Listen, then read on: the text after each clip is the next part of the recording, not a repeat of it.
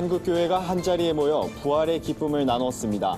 올해 3.1운동 100년의 의미가 더해져 특별했던 연합예배 현장에 다녀왔습니다. 대한예수교 장로회 통합총회 재판국이 명성교회 세습 재심 심리에 들어갔습니다. 가을 총회를 5개월 앞둔 가운데 재심 재판이 마무리될 수 있을지 주목됩니다.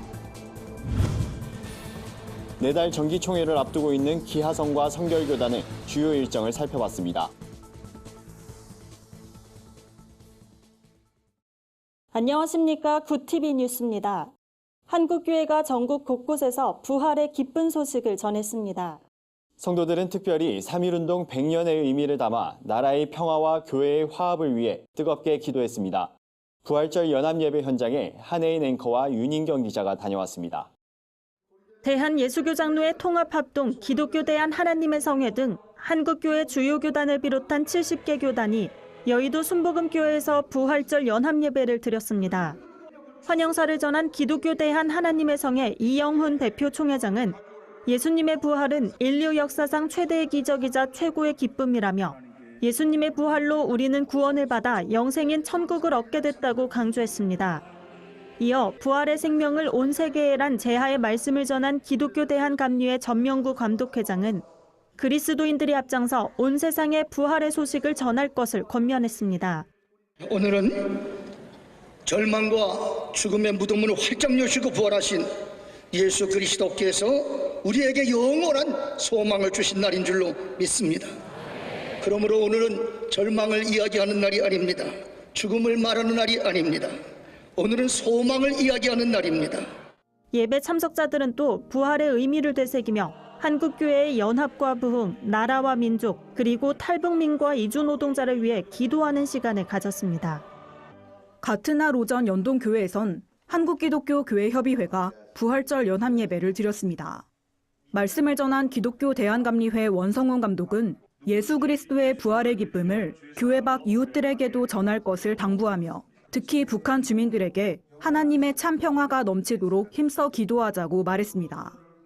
3.1운동 100주년을 맞아 드려진 부활절 예배에선 남과 북의 평화를 위한 기도가 울려 퍼졌습니다. 100년 전 이 땅에서 일제에 항거하여 온 결례가 하나로 일어섰듯이 2019년 남과 북 우리 결례가 믿음과 평화의 손을 잡고 다시 일어서게 하옵소서. 부활하게 하옵소서.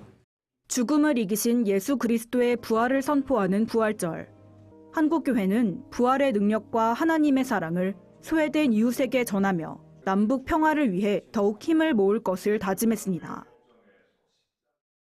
대한예수교 장로회 통합 정기총회가 5개월 앞으로 다가온 가운데 남은 시일 안에 총회 재판국이 명성교회 세습 재심 재판을 마무리할 수 있을지 관심이 모입니다.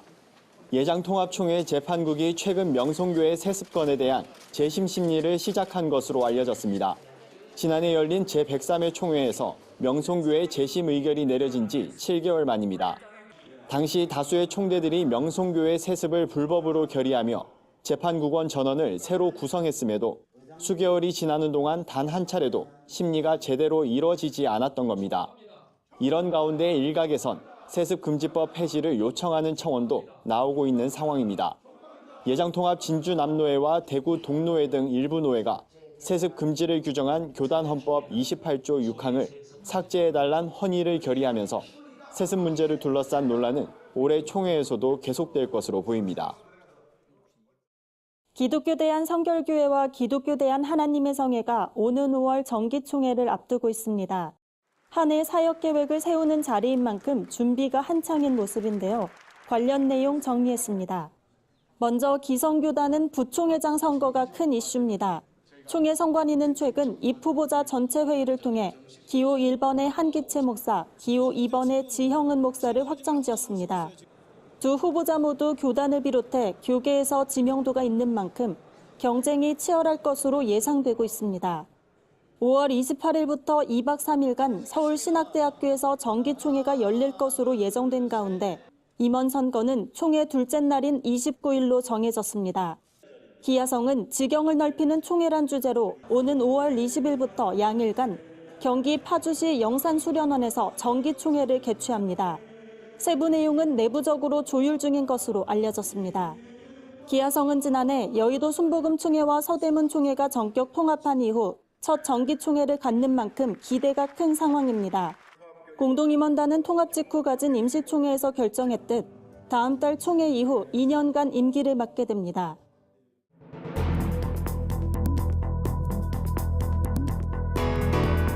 세계 곳곳의 주요 소식을 살펴보는 시간입니다. 기독교 정신의 핵심인 용서를 실제로 실천하는 크리스천들은 얼마나 될까요? 최근 미국의 한 여론조사 기관이 기독교인 2천여 명을 대상으로 설문조사를 한 결과 응답자 중 76%가 용서해본 경험이 있다고 답한 것으로 나타났습니다. 자세한 소식 윤인경 기자가 전해드립니다. 기독교 여론기관인 바나 리서치 그룹이 최근 용서를 주제로 미국 기독교인 2,102명을 대상으로 설문조사를 실시했습니다. 그 결과 76%에 해당하는 응답자가 상처를 받았거나 경제적으로 손해를 입었어도 그리스도의 사랑으로 용서를 실천해 본 적이 있다고 답변한 것으로 나타났습니다. 반면 절대로 용서하지 않았다고 답한 응답자는 15%에 달했고 나머지 9%는 모르겠다고 답했습니다. 브룩 캠펠 부사장은 용서는 기독교의 근간을 이루고 있다며 부활절을 맞아 기독교인들이 가정과 사회에서 용서의 정신을 실천하길 바란다고 전했습니다. 스페인 바르셀로나 내 학교들이 성고정관념을 강화하는 이른바 성차별적 동화를 퇴출하는 방안을 검토 중입니다. 가디언 등 외신에 따르면 바르셀로나의 타보학교 유아도서관은 잠자는 숲속의 공주와 신데렐라 등의 동화를 퇴출했습니다. 이들 동화가 성고정관념을 담고 있어 아이들에게 악영향을 끼칠 수 있다고 봤기 때문입니다. 작년 시장조사기관 닐슨의 연구에 따르면 2017년 가장 인기 있는 그림책 100권을 검토한 결과 남자 주인공이 악당과 싸우는 용감한 영웅인 반면 여자 주인공은 구조를 기다리는 아름다운 공주로 묘사되는 것으로 나타났습니다. 하지만 이런 퇴출 움직임에 대한 비판도 제기되고 있습니다. 한 도서관 사서는 고전 동화책엔 고유한 가치가 있다며 검열은 언제나 위험하다고 지적했습니다. 브라질 상파울루에서 처음으로 성전환자 경찰이 나왔습니다. 브라질 언론에 따르면 상파울루주 군경은 지난해 성전환 수술을 받은 24살 에마누에우 에니키 루나르디 페헤이라의 경찰 신분을 인정하기로 했습니다. 성전환자 경찰이 나온 건 200년에 가까운 상파울루 경찰 역사에서 처음 있는 일입니다. 에나키는 본래 에마누엘리란 이름의 여성 경찰관이었습니다. 에마누엘리가 지난해 성전환 수술을 받자 경찰 지휘부는 전례 없는 일을 두고 고심 끝에 남성 경찰관으로 근무하는 것을 허가했습니다. 국제사회의 대북 제재로 북한 경제가 휘청이면서 북한 엘리트층의 충성심이 시험대에 올랐다는 주장이 나왔습니다. 뉴욕타임스는 최근 탈북자들의 증언과 경제학자들의 분석을 인용하며 이 같은 내용을 보도했습니다. 최근 몇 년간 지속된 제재로 인해 대중 수출길이 막혀 북한 정권의 수입이 바닥나면서 공무에 종사하던 이들이 영향을 받았다는 설명입니다. 뉴욕타임스는 현재 김정은 북한 국무위원장이 확고한 권력을 유지하고 있는 것처럼 보이지만 엘리트층의 불만으로부터 위협을 받을 수 있다고 진단했습니다. 우리나라와 마찬가지로 중국에서도 최근 공무원직이 인기를 끄는 것으로 나타났습니다. 봉급 수준은 낮지만 안정성이 높기 때문인데요. 중국 신화통신에 따르면 작년 12월에 마감된 2019년도 공무원 채용시험에 약 92만 명이 응시한 것으로 나타났습니다. 전년도에 비해 경쟁률이 훨씬 높아져 갈수록 공무원 시험 경쟁이 치열해지고 있다고 현지 언론은 전했습니다. 구TV 뉴스 윤인경입니다. 오늘의 사회 이슈를 김민정 기자가 종합해드립니다. 오늘의 이슈 포커스입니다. 스리랑카에서 발생한 연쇄 폭발의 사상자 수가 700명을 넘어섰습니다. 현지 언론에 따르면 사망자가 260명을 넘어섰고 부상자 수도 450명을 넘는 것으로 집계됐습니다. 현지 경찰은 용의자 13명을 체포했다고 밝혔습니다. 스리랑카 당국은 이번 사건을 수사하기 위해 특별위원회를 꾸렸는데요. 공항 등 주요 시설물에 군경을 배치하고 23일까지 전국에 휴교령을 내렸습니다. 지난 21일 스리랑카 콜롬보 인근에서 연쇄적으로 발생한 이번 폭발은 종교적 극단주의자들이 저지른 테러일 확률이 높다는 분석입니다. 국민연금 수급자의 절반가량은 은퇴 후 소비 수준이 현역 시절의 50%에도 못 미치는 것으로 나타났습니다. 하나금융경영연구소의 보고서에 따르면 현재 생활 소비 수준이 현역 시절의 50% 미만이라고 답한 비중이 48.6%에 달했습니다. 국민연금 수급자의 현재 노후 생활 비용은 월 평균 201만 원으로 집계됐습니다. 연구소가 국민연금 수급자 650명을 설문조사한 결과 응답자들은 자신들이 보유한 금융자산이 평균 82세에 소진될 것으로 예상했습니다. 앞으로 만 6세 미만의 아동은 월 10만 원의 아동수당을 받게 됩니다. 보건복지부는 오는 25일부터 소득 및 재산과 관계없이 만 6세 아동을 둔 가정은 모두 월 10만 원을 받게 된다고 밝혔습니다. 지난해 소득 때문에 탈락한 대상 가정의 경우도 정부 직권으로 신청해 별도 신청 절차 없이 모두 수당을 받을 수 있습니다. 6세 미만 아동을 둔 부모나 보호자는 주민등록상 주소지 소재의 주민센터를 방문해 신청하거나 복지로 홈페이지, 모바일 앱에서 신청하면 됩니다. 올해 9월부터는 만 7세 미만에도 아동수당이 지급될 예정입니다. 구티비 뉴스 김민정입니다. 주요 단신입니다. 2019 원데이 다니엘 기도회가 26일 오후 8시 오륜교회에서 시작됩니다.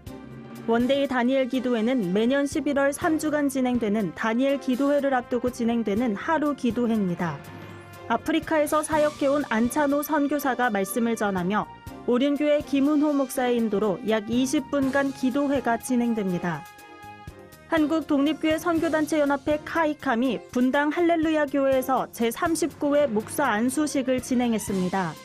모두 162명이 안수를 받았으며 할렐루야 교회 김상복 원로 목사가 설교를 맡았습니다.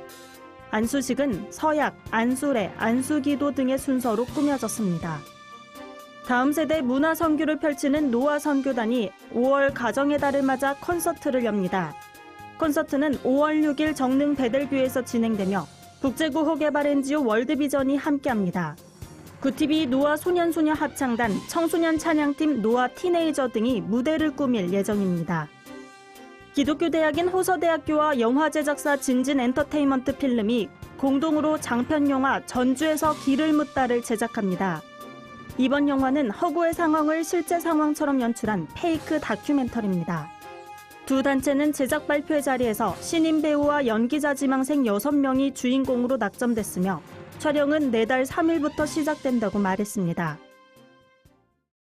이상으로 뉴스를 마칩니다. 구티비 뉴스는 인터넷 신문 데일리 굿뉴스를 통해서도 보실 수 있습니다. 시청해주신 여러분 고맙습니다.